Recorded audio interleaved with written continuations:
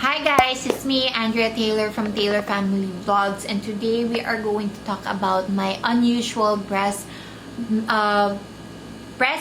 journey. So when I say unusual, this is not the typical breastfeeding journey that you would hear from other moms or when moms post online.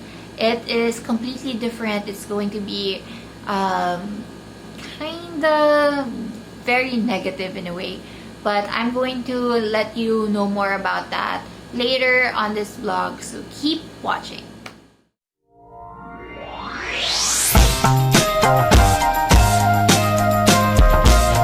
So today is August, whatever, I don't know what date I'm going to be able to post this vlog, but it is breastfeeding month.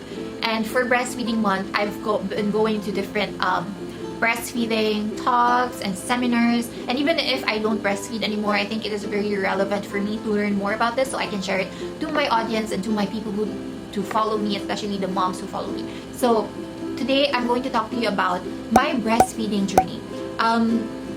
Currently, I'm not breastfeeding my kids anymore. My kids are 4 and 2. Aiden is 4, Travis is 2 years old, and they've stopped breastfeeding at the age of 2. And I'm going to share you guys another side of breastfeeding, my breastfeeding journey in a different angle. So if other moms share their breastfeeding journey of how they are still breastfeeding, they have sustained their breastfeeding, they are continuously doing breastfeeding, and they like wean their kids on their own. This is not going to be that type of breastfeeding journey story. I had a different breastfeeding life, and I stopped breastfeeding. I forcefully weaned my kids to breastfeed because I had my own reasons. So this video is going to be targeting on the moms who are not typically the perfect breastfeeding moms. I don't want this to be like a negative vibe kind of thing. I really want to put positivity on this video by telling those moms that you are not alone, and telling those moms that it's okay. Everybody has their own motherhood journey and it's fine. Let's not try to compare anymore and try to think that other people are better, because in the end we always do what's best for our kids and what's best for us. So I'm going to start my breastfeeding journey story by telling you how it all started. So obviously it started actually it started when I was still pregnant. As soon as I was, I think, 8 months, I already had milk coming out of my boobs. I was very gifted. I did not struggle with my milk. I had what they say overproduction of milk, that to the point that I had to keep on donating my milk because my kids did not want to take breast milk from a bottle. So even if I just pumped it in a bottle and give it to them fresh, mainit pa yung milk, no.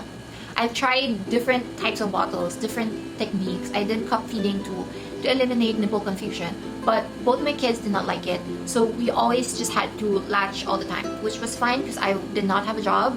I stopped working. I just, if I did have a couple of businesses, I would do it at home and I would bring the kids with me at all times. So it was okay for me to latch.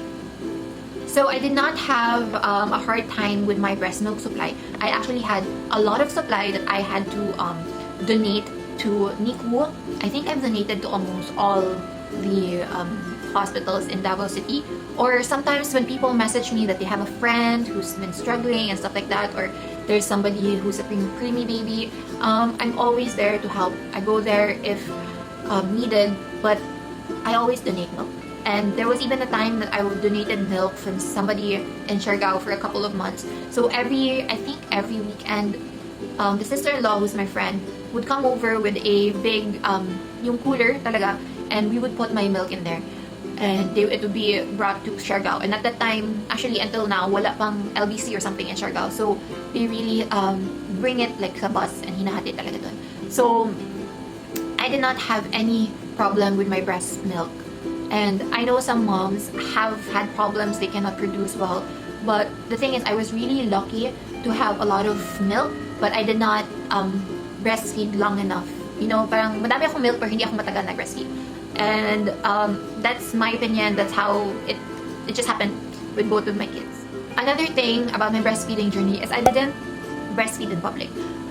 Every time we would have to go out, I kind of have anxiety about it because I know that eventually my kids are gonna get hungry and they're gonna want to breastfeed, and I didn't like breastfeeding in public. because even if I had like breastfeeding covers and all that, my kids would always have a fuss about it, and they didn't like it when I covered them. And I understand why they don't like it, because it's hot or something like that. They're uncomfortable and they're not used to it, so they hated it.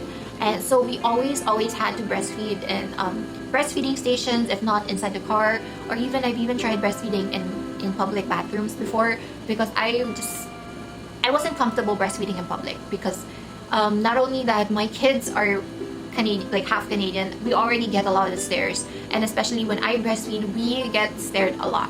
So I didn't like it, and my husband was also uncomfortable about it, but he respected me and always tried to like help me out, which is really good. But we never breastfed in public. Actually, making this video and making my blog, it was really hard for me to look for videos and photos of me breastfeeding, because I really didn't even have any photos of me breastfeeding, because I wasn't open about it, or wasn't really comfortable about it. Another thing is about my breastfeeding journey. We weaned our kids at the age of 2. So as soon as my firstborn was like around 15 months, if I'm not mistaken, he was already weaned. So Aiden was already weaned, because as soon as I found out that I was pregnant with Travis, I had a really bad first trimester. I couldn't eat anything. Like, kapag magkain ako, susuka ko lang agad, and I didn't have any appetite. So every time I breastfed my baby, I would always feel hungry and thirsty, which is really normal. And usually you just drink water or just have snacks, but I couldn't even have snacks because I didn't have the appetite. So I was a really skinny pregnant lady at my second pregnancy, because I couldn't really eat much. So my husband and I kind of decided that maybe we have to wean Aiden, because it's really hard for me to be healthy for my baby number 2. And so we kind of force weaned him. So a lot of moms would say that, oh my god, you force feed your baby. It is a really big no-no for a lot of moms. But at the time, it was the best decision for us, and I was just really taking care of my health at the same time taking care of the baby. So we did it very slowly. It took us a couple of months to actually wean Aiden. During the day, we would give him formula milk, and he would cry and cry until eventually he learned to drink formula milk, and I would only have to breastfeed him at night. But it was really hard for me too, because my appetite didn't come back until like the end of my pregnancy. So I was really skinny, and I really had a hard time eating. So at night, when he would breastfeed sa akin, nahihirapan pa rin ako, and I was really still hungry.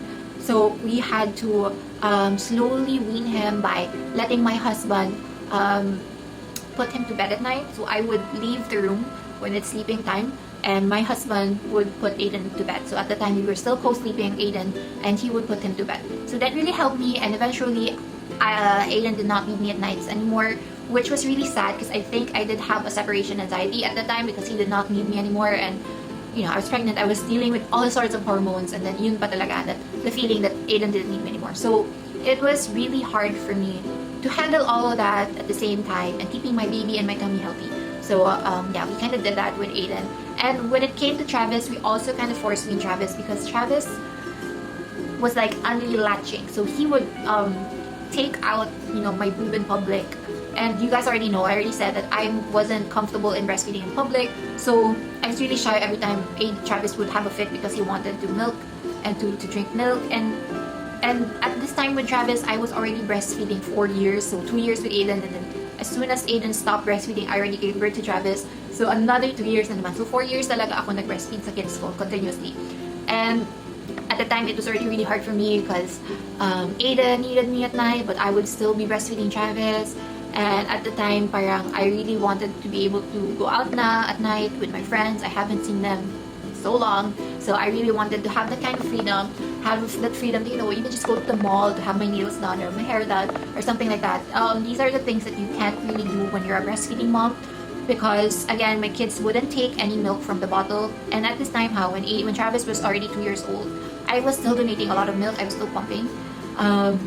So it was really hard for me to kind of separate mommy Andrea to the real Andrea. So that's why we kind of had to wean Travis as well. Another thing is, I kept pumping milk even when I was exclusively breastfeeding my kids. So a lot of moms told me that if you do not have to pump milk, don't pump milk.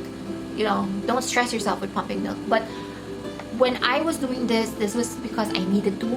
Kasi with Travis, he only liked the right or the left boob, I'm not sure anymore. So the other boob was always enlarged, and like I would always have fevers. I would be so uncomfortable. I would always be leaking. So I really had to pump milk at least once a day. So that's why we really had to pump milk. And even if I wasn't using that milk for the kids, I always donated it na lang. So it was fine. But some people said that you shouldn't be doing that. You shouldn't be like pumping milk because that's going to give you overproduction. But I did it anyway. So with all of that said and done, with all the things that I've done, I really, when I was going to these conventions and talks about breastfeeding, I really contemplated and asked myself, was I a bad mother? Like, I didn't do all the things that these moms and these talks and my friends especially, I didn't do what they were doing. They were continuing their breastfeeding journey, their sustained breastfeeding, and I kind of did everything opposite of it. So I had to ask myself that, am I a bad mother? Like, did I even do my duty as a mother properly? And this video is actually aimed to those moms who feel that way. You are not alone in this. I know some moms stopped breastfeeding because they had to go back to work, they had to go back to school. I had a lot of friends who were super frustrated because they did not have any milk supply. And then other moms would say, you know, you have milk, you keep on trying to encourage us. And I know they mean well, but at the same time, when you're already a mom that's frustrated and you might already have a little bit of postpartum in there now, these are the things that you don't want to hear from other moms, that you are not doing it well. So this video is really for the moms there who think that they're not good moms because they did not breastfeed their kids, or even if they just breastfed their kids for 6 months, 2 months, 2 weeks, it doesn't matter. You are not a bad mom. You are not a bad mom. You did what's best for your son or your daughter, and you did what was best for you. So everybody has their own motherhood journey. Everybody has their own breastfeeding journey, and I think that we are ready at the time that, you know, moms have to stop judging other moms for not doing it the same way as they did it. We should really stop the mom hate, which is still ongoing, and I don't know why it's still there. People who always think that they are better because they do it by the book. Some moms didn't have the privilege to do that, and I think that we should really just keep supporting each other and be happy on the cycle that is motherhood. So I hope this video would help the moms out there who doubted themselves for being a good mom. And I am here, and I'm always open for you guys to message me if you do doubt yourself for being a mom because your kids are formula fed and all that. It is okay. My kids are formula fed right now, and they're healthy kids. You know, I only had to bring my kids to the doctor. I can only count my hands with the times that I had to bring my kids to the doctor. And I think it's because I really keep them healthy, and I did breastfeed them for a while, but I also don't compare it to the other moms who breastfed until they're 7 years old and stuff like that, because everybody has their own journey and everybody has their own reasons for doing what they did. So if you're a mom out there who might need this kind of motivation, please leave a comment down below. I would love to give a private talk with you or talk to you online, and you know, you can always share your feelings with me because I am a mom who does not judge. I am like the least person who would judge anybody on how they raise their kids. So for all the moms there that are celebrating breastfeeding month, I am super proud of all you that sustained their breastfeeding and are still breastfeeding out there, and I really adore them. You know, it's amazing what sacrifices you've done for your kids, and that is the whole essential of being a mom. Being a mom means you sacrifice enough and you put their needs first. So that's it, and I hope you enjoyed watching my breastfeeding journey. And if you want to read about this, I'm going to link my blog down below, and I'll see you on the next one. Bye! Si el ritmo te lleva a mover la